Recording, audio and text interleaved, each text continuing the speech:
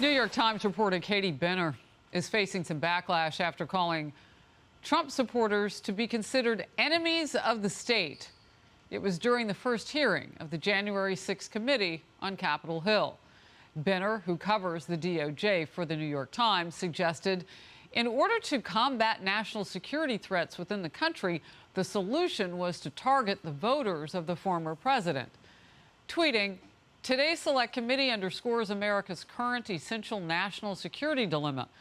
Work to combat legitimate national security threats now entails calling a politician's supporters enemy of the state." Benner later took down the tweets, claiming they were unclearly worded. Oh, I think I understood it, JD.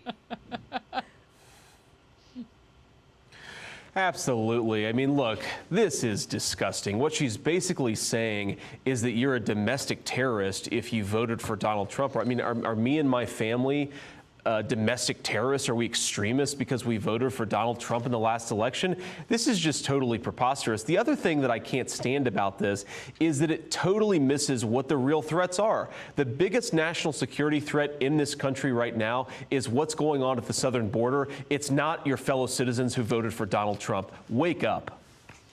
So my issue is even more baseline than that. Emily, this woman's supposed to be a reporter.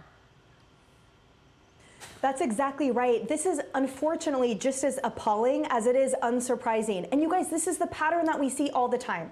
We see some reporter with the backing of some amazing institution that says something totally outlandish, totally overgeneralized, and really sinister, frankly. Then they get backlash. Then they delete it and say, "Oh, I'm sorry, it was misconstrued. It was taken out of context." No, it wasn't. We knew exactly what you meant. And when she talks about unclearly worded, she actually worded a lot. And what I thought was exceptionally problematic as well, but was when she said, if the politician continues to threaten the state out of office and his entire party supports the threat. So here we have a New York Times reporter that is okay making such broad generalizations, demonizing an entire party in such an outlandish way, and to JD's point, ignore everything happening at the border, our inner cities, crime skyrocketing. I mean, the list is too long for this hour show. This entire thing is reprehensible. So you said amazing and some other really glowy words about institutions. Maybe some of them are, but where's the New York Times on this?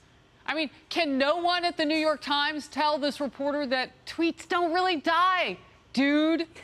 Dagan? Well, this is the modern day left-wing media, is that they don't report facts. They bring an agenda, their own imagined morality, and that's what they bring to their job. They tell you what they think you need to know. And she's just picking up on the messaging that we heard from the left during the election in 2016 and last year. If you vote for Donald Trump, you are a ignorant, hayseed, hick, Nazi, and that's exactly what her message was in that tweet, frankly. It's such a breakdown in one's ability to debate the issues, right? So just call the other side names. There's no next? She's just going to them. cuss in a tweet and then pretend to take it down. There's JD, no debate. You're right, wrong, there is none. and she's right. You're right, Dagan, there is none. JD, your family's beautiful. Just as an aside. Thank you. I appreciate it. We'll move on.